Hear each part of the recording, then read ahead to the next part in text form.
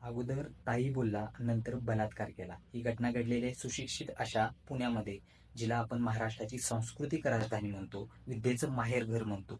एक तरुणी सातारला जाण्यासाठी स्वारगेट बस स्थानकात येते. पहाटे 5ची वेळ असते. त्याच वेळी हा नराधम तिच्याजवळ जातो. तिला ताई अशी हाक मारतो. तिला विचारतो, ताई तुम्हाला कुठं जायचंय? ही आमची भगिनी त्याला सांगते की मला सातारला जायचं आहे. सातारला जाणारी बस, तो बोलतो इथं नाही लागत, आतमध्ये लागते.